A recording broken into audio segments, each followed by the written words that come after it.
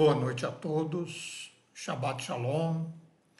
Iniciamos agora mais uma porção, mais uma paraxá da Bíblia, enquanto vivemos nesse período de quarentena e esperamos brevemente poder estar com todos vocês fisicamente. Nossa porção de hoje chama-se Shemini, que quer dizer oitavo.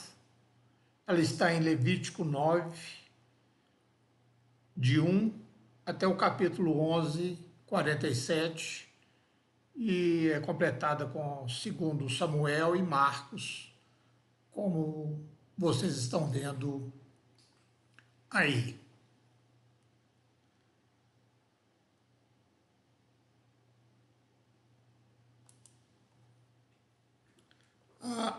A porção Shemini, ela discute os animais puros que são permitidos consumir e os impuros que nós somos proibidos de ingerir.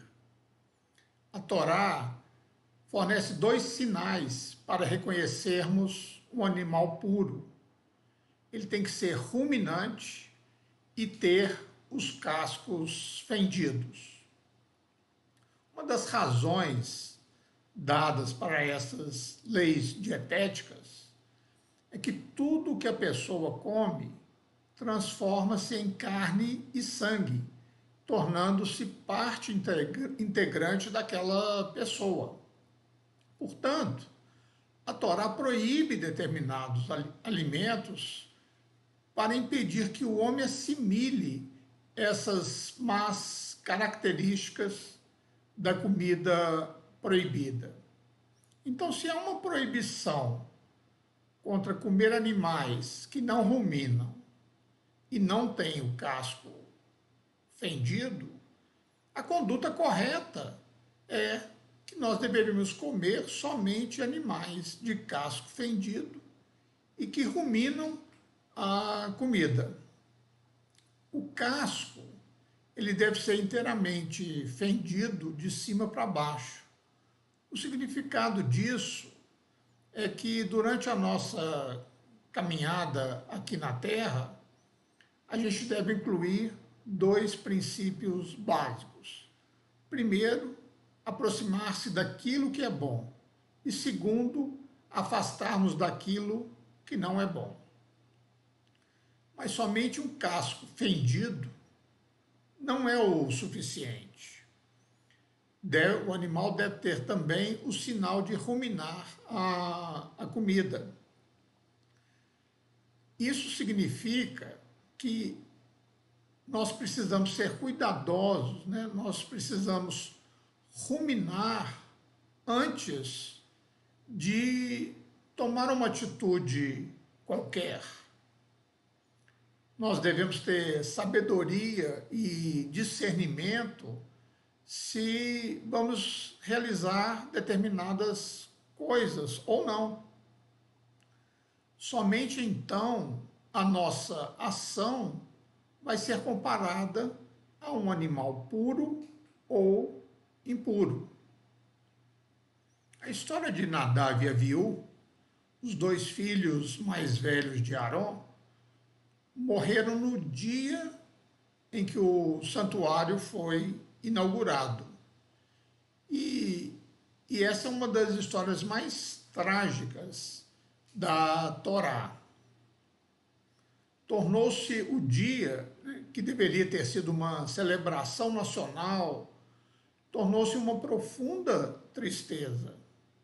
Arão, enlutado, não conseguiu falar.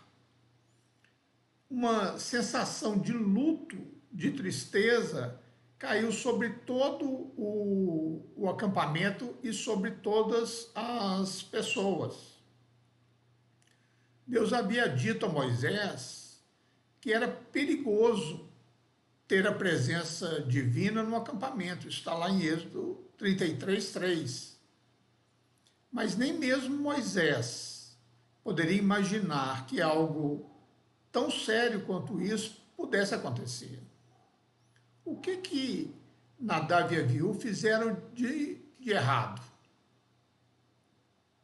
Alguns dizem que eles desejavam liderar o povo e estavam esperando impacientemente que Moisés e Aaron morressem.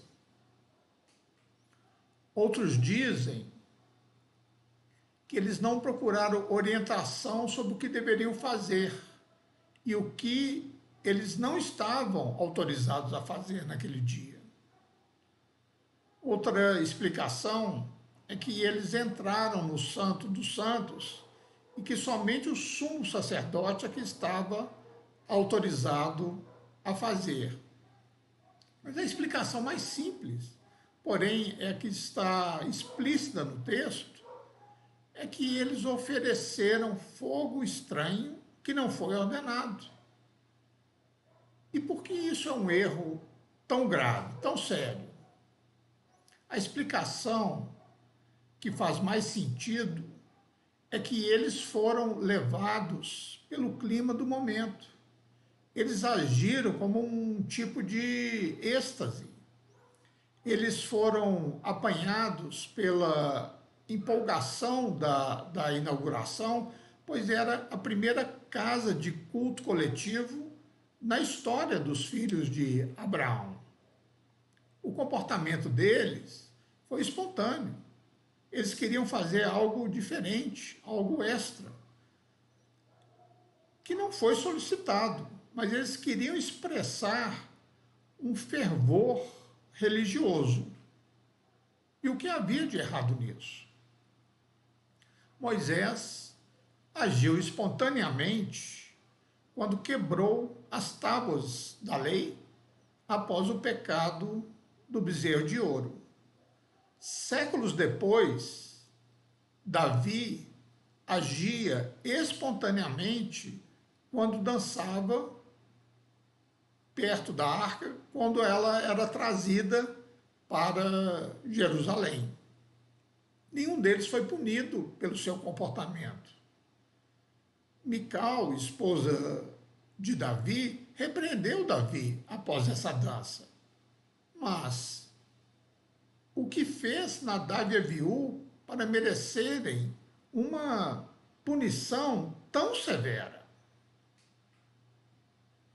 A diferença era que Moisés era um profeta, Davi era um rei e Nadav e Aviú eram sacerdotes. Profetas e reis, às vezes, agem espontaneamente, de acordo com um determinado momento. Eles entendem o clima do momento e isso os leva de tempos em tempos a agir espontaneamente, porque era isso que o momento exigia. Moisés, por exemplo, sabia que ele precisava fazer algo dramático. Então, ele quebrou as tábuas da lei, porque isso traria às pessoas a sua realidade. E esse ato iria transmitir a eles quão grave era o seu pecado. Davi sabia que dançar ao lado da arca daria ao povo uma sensação do significado do que estava acontecendo, pois Jerusalém estava prestes a se tornar não apenas a capital política, mas também a capital espiritual da nação. Esses atos de espontaneidade foram essenciais para moldar o destino do povo. Mas o sacerdote tem um papel completamente diferente. Eles habitam em um mundo atemporal, no qual nada muda de maneira significativa. Os sacrifícios diários, semanais e anuais eram sempre os mesmos.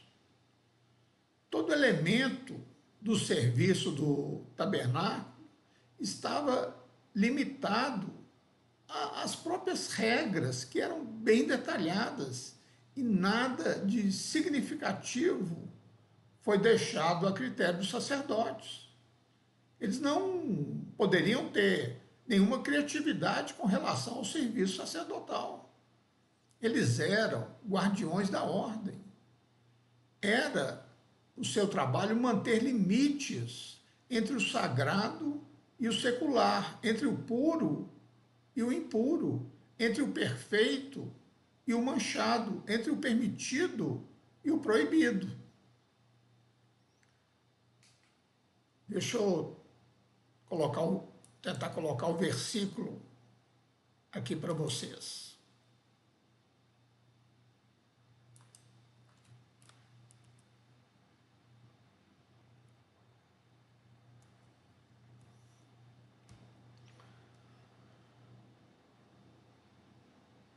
Como Deus diz a Aron em nossa paraxá, você deve distinguir entre o sagrado e o profano, entre o imundo e o limpo.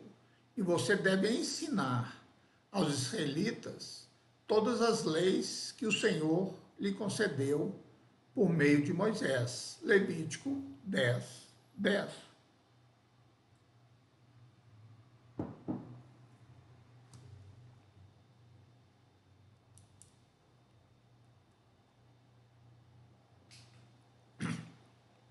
A vocação sacerdotal era lembrar ao povo que existem limites. Há uma ordem feita pelo Eterno no universo e nós devemos respeitá-la. A espontaneidade não tem lugar na vida do sacerdote ou no serviço do santuário. E é nisso que Nadav e Abiú falharam, em honrar o serviço dos sacerdotes. Pode parecer até uma transgressão pequena, mas na verdade era uma negação de tudo o que o tabernáculo e o sacerdócio defendiam. Existem limites. É disso que trata a história de Adão e Eva no Éden. Porque Deus se daria ao trabalho de criar duas árvores, a árvore da vida e a árvore do conhecimento, das quais os seres humanos eram proibidos de comer. Por que dizer aos humanos o que as árvores eram e o que os seus frutos poderiam fazer? Por que expô-los à tentação? Quem que não gostaria de ter conhecimento e vida eterna se pudesse adquiri-los apenas comendo uma fruta? Por que plantar essas árvores em um jardim onde os humanos não podiam deixar de vê-las? Por que colocar Adão e Eva em um teste que eles dificilmente passariam? Somente para ensinar a eles e ensinar a nós que mesmo no Éden, no paraíso, existem limites. Há certas coisas que podemos fazer, que gostamos de fazer, mas que não devemos fazer. Tem um exemplo clássico, descrito nos livros de Jared Diamond, um chama Armas, Germes e Aço. O outro livro chama Colapso, onde ele diz que onde quer que os seres humanos ponham seus pés, eles deixam um rastro de destruição. Eles cultivaram terras até a exaustão e caçaram animais até serem extintos. Eles fizeram isso porque não tiveram nem o hábito, nem o pensamento sobre a noção de limites. Daí o conceito-chave que a ética ambiental usa, que a exploração dos recursos da Terra só pode existir até o ponto que eles se renovam. Se não cumprirmos esses limites, eles fazem com que os seres humanos sejam exilados dentro do seu próprio jardim do Éden. Nós estamos cientes, né, dessas ameaças ao meio ambiente há muito tempo. Se não me engano, é desde 1970.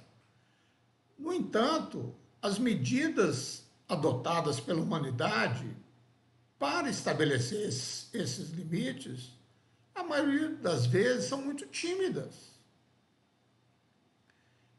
No livro O Verdadeiro e Único Céu, de Christopher Lasch, ele argumenta que a revolução científica e também o iluminismo nos deram a crença de que não há limites, que a ciência e a tecnologia vão resolver todos os problemas criados e que a Terra continuará indefinidamente produzindo a sua recompensa. Mas se esquecermos os limites, eventualmente perderemos o paraíso. É isso que a história de Adão e Eva nos adverte. Em uma passagem do livro chamado o Erro Reinante, de William Rees, ele fala do papel da lei judaica na garantia da sobrevivência. Ele fala que a lei conteve as energias do povo judeu, pois são um povo de muita energia, tanto nas ações quanto na mental. A energia nuclear, segundo ele, ela é imensamente poderosa, mas ela precisa ser contida para não causar danos. Então, ele diz o seguinte: do mesmo modo que a energia do povo judeu foi encerrada em um tipo de recipiente chamado lei, pois só assim essa energia poderia ser aproveitada para o bem da humanidade. A energia contida, ela pode ser uma força por um grande tempo, por um momento até indeterminado, mas a energia descontrolada, ela é apenas uma explosão que geralmente destrói. E que na natureza humana, apenas a energia disciplinada que é eficaz. Então, esse era o papel do Cohen, do sacerdote.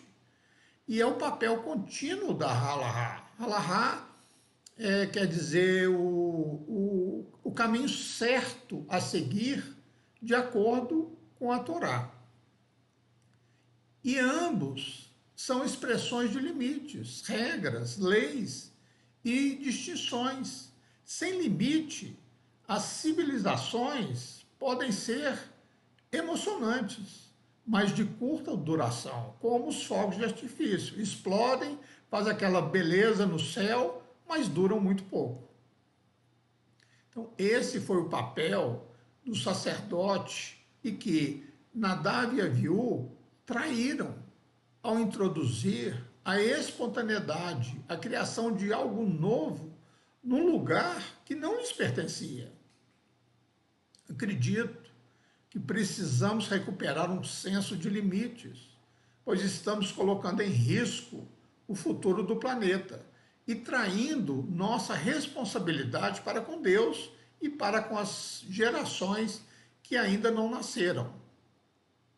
Existem coisas, como porco, que não devemos comer, e fogo não comandado que não devemos trazer, principalmente no santuário. Você já se sentiu alguma vez inadequado em relação a alguma tarefa que lhe foi atribuída? Você às vezes sente que as pessoas têm uma estimativa muito alta das suas habilidades? Houve um momento em que você se sentiu uma fraude e se descobriu como um ser humano fraco, falível e imperfeito? Aqui está o cenário, né? O Mishkan, o santuário, o templo, estava finalmente completo.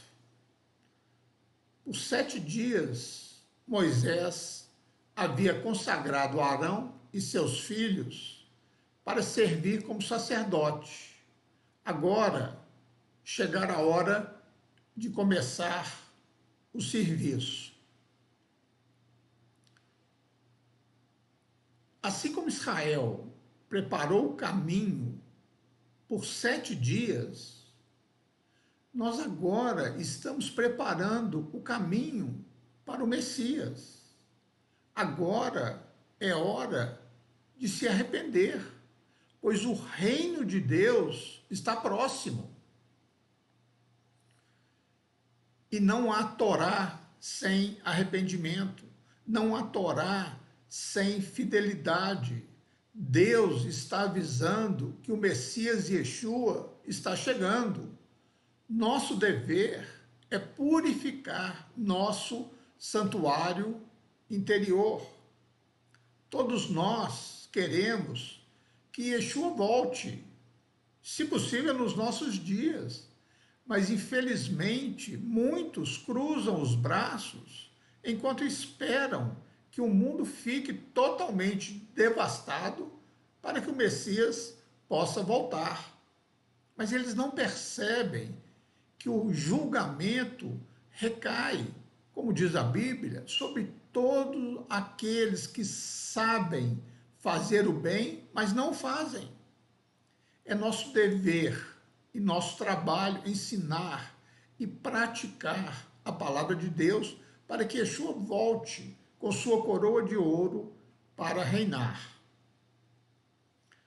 Moisés, então, dá várias instruções a Arão. Vou tentar aqui mostrar para vocês.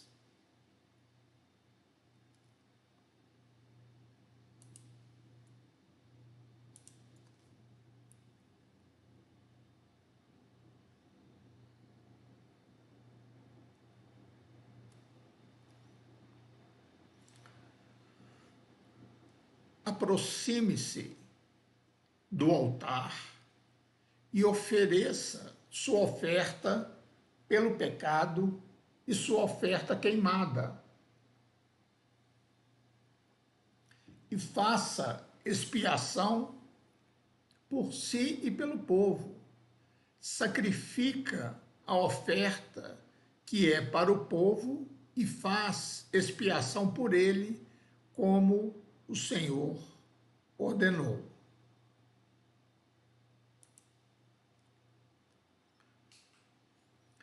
Os sábios ficaram intrigados com essa instrução, aproxime-se.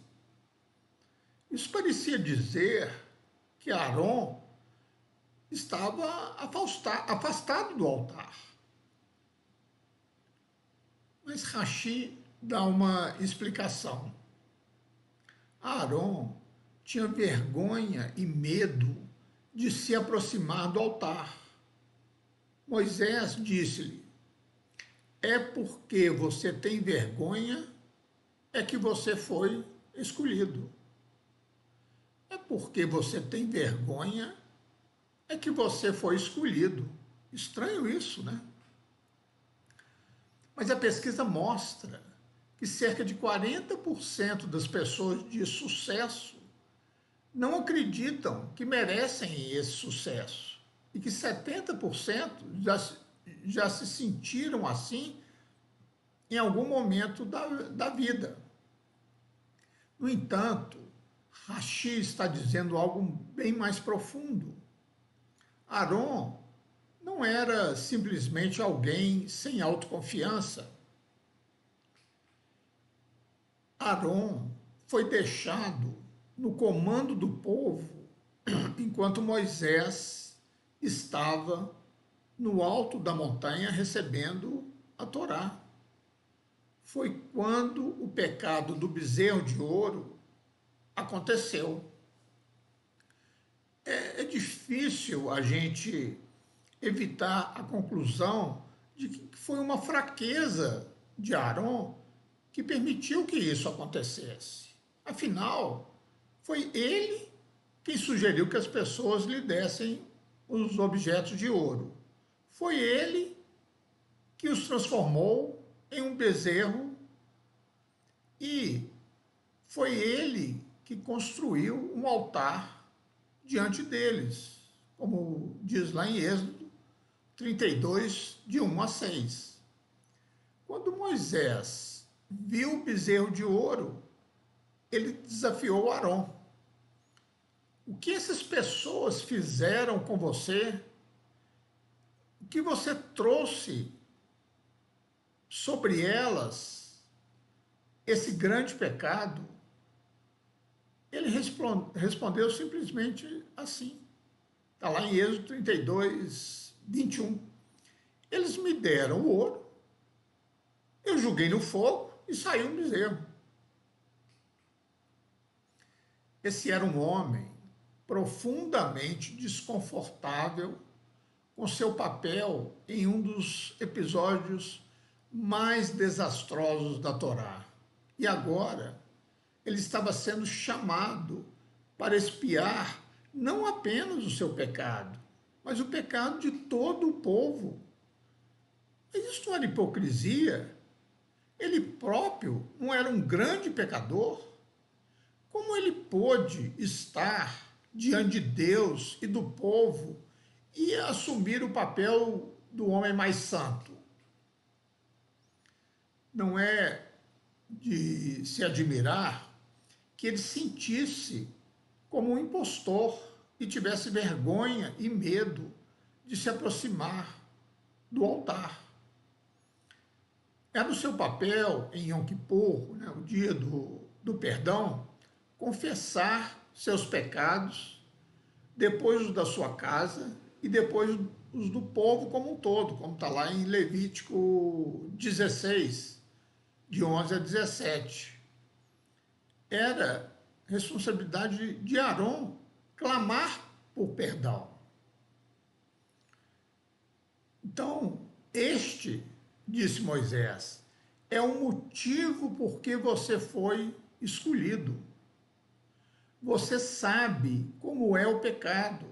Você sabe o que é sentir culpa. Você, mais do que ninguém, entende a necessidade de arrependimento e expiação. Você sentiu o clamor da sua alma ser purificada, libertada da mancha do pecado. O que você considera sua maior fraqueza se tornará, neste papel que você está prestes a assumir, sua maior força. Como Moisés sabia disso? Porque ele havia experimentado algo semelhante. Quando Deus lhe disse para confrontar Faraó e levar os israelitas à liberdade, ele insistiu repetidamente que não poderia fazê-lo. Lembre-se depois do chamado de Deus a Moisés, está lá em Êxodo, capítulos 3 e 4. Moisés e Arão parecem radicalmente convencidos das suas limitações. Quem sou eu? Eles não vão acreditar em mim. Essas foram as respostas que deram a Deus. Acima de tudo, Moisés repetia que ele não podia falar diante de uma multidão. E isso é algo absolutamente necessário para um líder. Ele não era um orador, ele não tinha voz de comando. Então, Moisés disse ao Senhor, por favor, meu Senhor, eu não sou homem de palavras, nem ontem, nem no dia anterior, e nem desde que falaste. com seu servo. Deixa eu ver se eu consigo pôr para vocês aqui.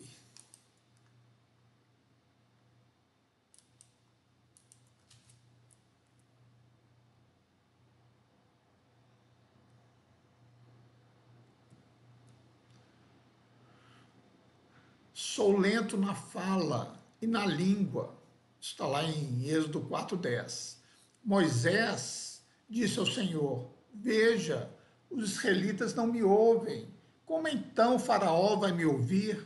Além disso, tenho lábios incircuncisos.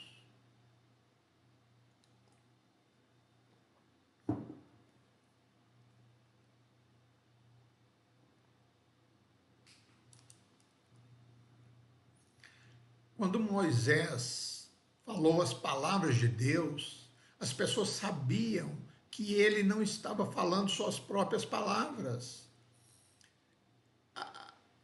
A voz era de Moisés, mas era Deus falando através dele.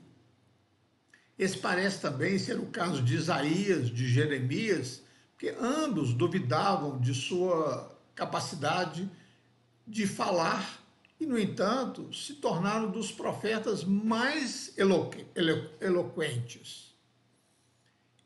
Esse é meu caso. Deus me deu uma rouquidão abençoada por um tempo para que eu aprenda a depender inteiramente dele para ensinar a palavra.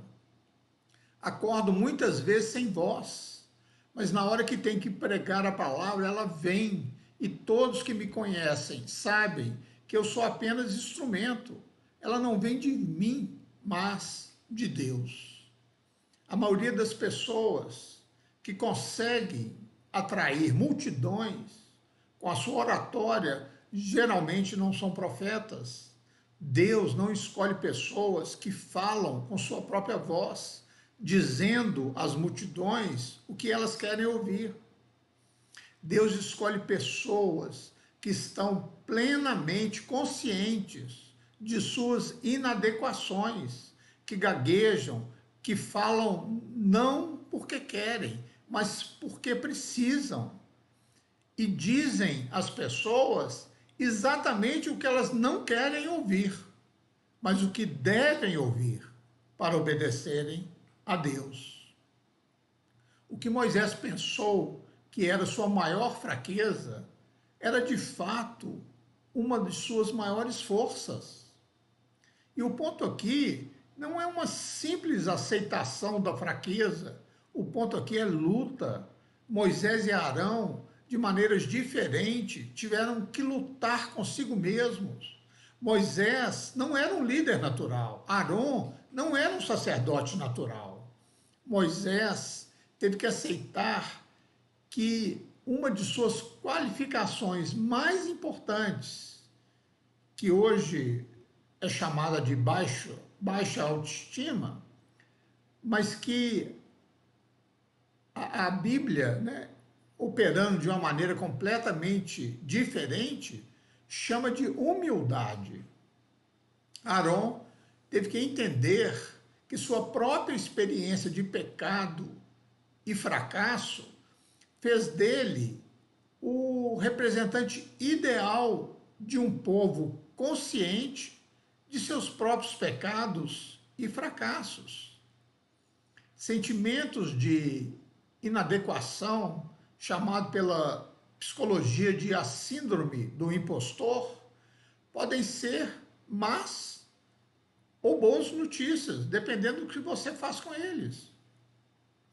Se eles o levam à depressão e ao desespero, ou será que eles podem te levar a você trabalhar suas fraquezas e transformá-las em pontos fortes? A chave, de acordo com Rashi, na porção dessa semana, é o papel que Moisés desempenhou nesse momento crítico da vida de Arão. Ele tinha fé em Arão, mesmo quando Arão não tinha fé nele mesmo. Esse é o papel que o próprio Deus desempenhou mais de uma vez na vida de Moisés. E esse é o papel que Deus desempenha em nossas vidas se estivermos verdadeiramente abertos a Ele. O mistério no coração não é a nossa fé em Deus, é a fé de Deus em nós. Essa é a ideia de mudança de vida. O que nós consideramos nossa maior fraqueza pode se tornar, se lutarmos, nossa maior força. Pensa quantos exemplos existem, pensa naqueles que sofreram tragédias e depois dedicaram suas vidas a aliviar o sofrimento de outros. Pense naqueles que, conscientes de suas falhas, usam essa consciência para ajudar outros que estão abatidos. Mas o que torna a Bíblia, tão especial é sua total sinceridade sobre a humanidade. Seus heróis, Moisés, Arão, Isaías, Jeremias, Paulo, João e tantos outros, todos conheceram momentos em que pareciam fracassados, em que pareciam impostores. Eles tiveram seus momentos de desespero, mas eles continuaram. Eles se recusaram a ser derrotados. Eles sabiam que um sentimento de inadequação pode nos aproximar mais de Deus, como o rei Davi disse no Salmo 51, meu sacrifício, isto é, o que eu trago como oferta a ti, ó Deus, é um espírito quebrado, um coração quebrado e contrito, que Deus não desprezará. Salmo 51, 19. É melhor sabermos que somos imperfeitos do que acreditar que somos perfeitos. Deus nos ama e acredita em nós. E muitas vezes é por causa de nossas imperfeições. Nossas fraquezas nos tornam humanos, nos tornam mais próximos de Deus, e lutar contra elas nos torna mais fortes. Ser santo é ser um guardião da ordem, uma tarefa delegada a nós por Deus. Esse é um desafio tanto intelectual quanto ético. Reconhecer intelectualmente os limites declarados a nós pelo Senhor e ter eticamente a humildade de propagá-lo e assim conservar o mundo para o bem das gerações futuras. No meio do que às vezes pode parecer escuridão e caos, no mundo inteiro, a nossa tarefa é criar ordem e luz. Shabbat Shalom a todos.